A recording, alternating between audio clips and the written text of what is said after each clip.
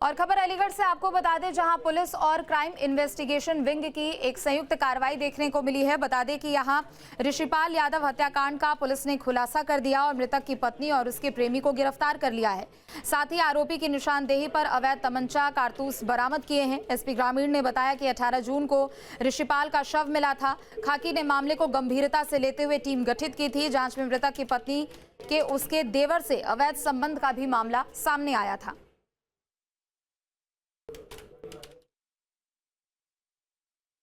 महिला जब हत्या की थी तब साथ नहीं थी। ये योजना पहले से बनी हुई थी कि जब इसने हत्या कर दी तो उसने वापस जाके महिला को बताया। महिला इसी के मुख्य आरोपी के ही घर में उस समय थी जब ये बात बताई गई। तो महिला ने इस बात की सूचना कि उसके पति की हत्या हो गई ना ही अपने परिजन को दी, ना ही अपने ससुराल जन को दी, ना ही पुलिस को दी अगले 2 दिन तक। और जब बाद में इस पूरी कड़ी को जोड़ा गया, घटनास्थल को देखा गया, आवश्यक साक्ष्यों का संकलन किया गया, तो ये पूरी बात सामने निकल के आई और फिर उसके बाद इन दोनों ने ही अपना गुनाह कबूला। अलीगढ़ के थाना गंगीरी इलाके के गांव नगला हिमाचल में मंगलवार की रात्रि में एक व्यक्ति की गोली मारकर हत्या कर दी। इस मामले की जानकारी जब पुलिस को हुई तो मौके पर पुलिस अधिकारी और थाना पुलिस ने मौके पर पहुंचकर लाश को कब्जे में लेकर पोस्टमार्टम के लिए भेज दिया। तो वहीं फॉरेंसिक टीम के द्वारा भी पूरे घटनास्थल का निरीक्षण किया गया है। पुलिस अधीक्षक ग्रामीण अमृत जैन के द्वारा बताया गया कि इस पूरे मामले में घटना का जो है इनके अनावरण करते हुए घटना के मामले में पत्नी को जो है गिरफ्तार करके जब कड़ाई से पूछताछ की गई तो पता चला कि पत्नी के द्वारा ही जो है अपने प्रेमी के साथ मिल करके अपनी पति की गोली मारकर हत्या करा दी। अब पूरे मामले पर पुलिस के द्वारा पत्नी को गिरफ्तार करके जेल भेज दिया है। न्यूज स्टेट के लिए अलीगढ़ से धीरेन्द्र सिंह। और राजधानी लखनऊ से बड़ी खबर आपको बता दें, जहां केजीएमयू में 3 डॉक्टर्स कोविड पॉजिटिव पाए गए हैं। बता दें कि 3 डॉक्टर समेत कुल 10 लोग कोविड पॉजिटिव पाए गए हैं। यूपी में कोरोना के कुल 255 मामले हो चुके हैं।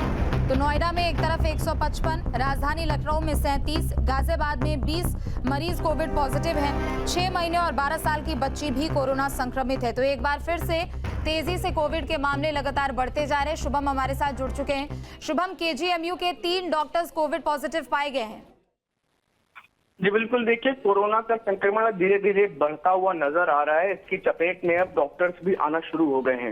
राजधानी लखनऊ के और उत्तर प्रदेश के बड़े अस्पतालों में किंग जॉर्ज मेडिकल यूनिवर्सिटी जाना जाता है। तो ऐसे में अब वहां के भी 3 डॉक्टर कोरोना पॉजिटिव हो गए, जिसमें से 2 पुरुष हैं और 1 महिला डॉक्टर कोरोना पॉजिटिव हो गई है। सभी का इलाज हालांकि डॉक्टरों की निगरानी में जारी है। डॉक्टरों के साथ साथ अन्य लोगों की भी रिपोर्ट पॉजिटिव आई है। धीरे धीरे कोरोना के उत्तर प्रदेश में एक्टिव संख्या कोरोना संक्रमित मरीजों की 255 के आसपास पहुंच गई है। गौतम बुद्ध नगर में 155 है। राजधानी लखनऊ में अगर बात करें तो ये संख्या अब 33 के पास पहुंच गई है। और इसके साथ ही साथ 6 माह और 12 साल की बच्ची भी कोरोना संक्रमित पाई गई है। तो बात करें अगर कोरोना के संक्रमण की, तो फिलहाल अभी धीरे धीरे वो पैर पसारता हुआ नजर आ रहा है। लेकिन राहत की बात यही है कि जितना घातक पहले कभी 2021 और 22 के समय कोरोना का संक्रमण हुआ करता था, फिलहाल वैसे अभी चीजें सामने नहीं आ रही हैं। लेकिन चिकित्सकों की सलाह है सतर्क रहें और जो तमाम तरह के नियम पहले जो पालन किए जाते थे उनका भी बाहर निकलने पर, पब्लिक के बीच में जाने पर उन तमाम चीजों का पूरी तरीके से ध्यान रखें, जिससे कि कोरोना के संक्रमण से बचा जा सके। ठीक है, बहुत शुक्रिया आपका तमाम जानकारी के लिए। और कुशीनगर से बड़ी खबर आपको बता दें, बीजेपी प्रदेश अध्यक्ष भूपेंद्र चौधरी का बड़ा बयान। भूपेंद्र चौधरी ने कहा कि 2.5 करोड़ से ज्यादा सदस्य हमने यूपी में बनाए हैं। बीजेपी में लोकतांत्रिक तरीके से संगठन बनाते हैं। लोकसभा चुनाव के कारण राष्ट्रीय अध्यक्ष का चुनाव रोका गया था। एसपी अध्यक्ष अखिलेश यादव पर भी उन्होंने जमकर निशाना साधा है। बता दें कि उन्होंने कहा कि एसपी जाति के नाम पर समाज को बांटने की राजनीति करती है। एसपी का पुराना इतिहास समाज को जातियों में बांटने का है। तो कुशीनगर से ये बड़ी खबर।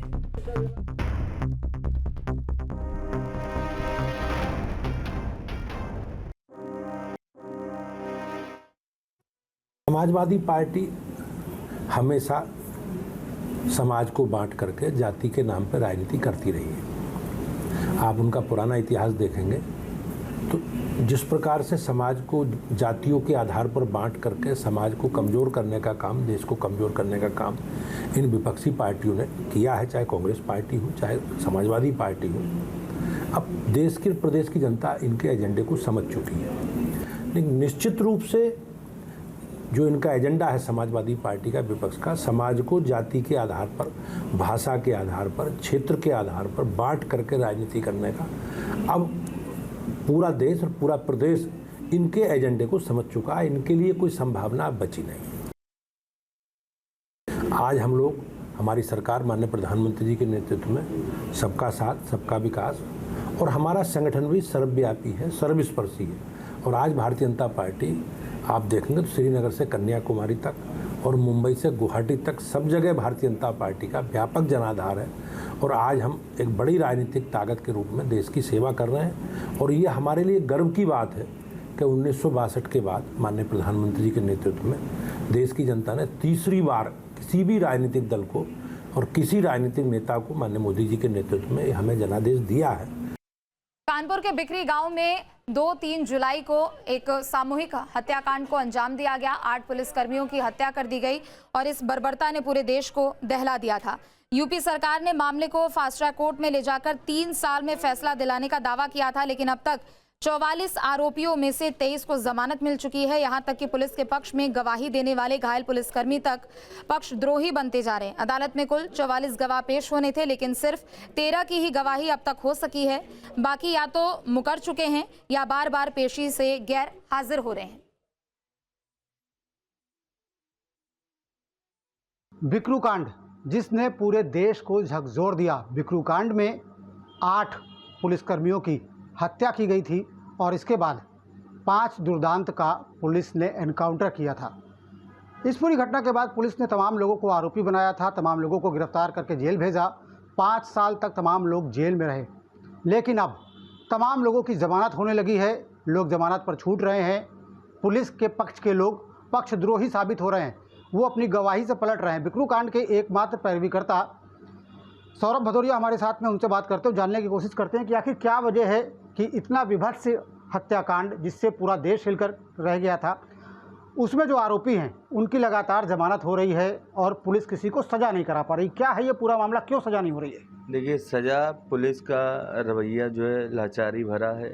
मुख्यमंत्री जी आए थे, उन्होंने कहा था इस मामले में फास्ट ट्रैक कोर्ट बना के 3 साल के अंदर सज़ा दिलाई जाएगी, लेकिन 5 साल बाद भी ट्रायल पूरा नहीं हुआ। पहले 105 गवाह थे, जिनकी संख्या घटा के 44 की गई। उनमें 13 की गवाही हुई, 13 के 13 पक्षद्रोही लगभग हो गए। उन पर भी शिकायतों के बाद कार्रवाई नहीं की गई। इसके अलावा हाई कोर्ट में ठीक से पैरवी नहीं की जा रही है। अभियोजन पक्ष लगातार कमज़ोर है, कमज़ोर पैरवी कर रहा है। किसी भी मामले में, बिकरू से जुड़े हर मामले में आरोपी छूटते चले जा रहे हैं, जमानत पाते चले जा रहे हैं, जिस पर बिकरू कांड के जो आरोपी थे उनको अभी तक समझिए आप कि टॉप 10 का अपराधी नहीं बनाया गया, जबकि अन्य मामलों के आरोपियों को टॉप 10 का जिले स्तर का अपराधी बनाया। बिकरू कांड के एक भी आरोपी को टॉप 10 का अपराधी नहीं बनाया गया। इस पर मैंने सीपी साहब से बात की थी, उन्होंने आदेश भी दिया, लेकिन उनके नीचे अपराध अधिकारी कुछ करना नहीं चाहिए। इस लिंक पर क्लिक करें।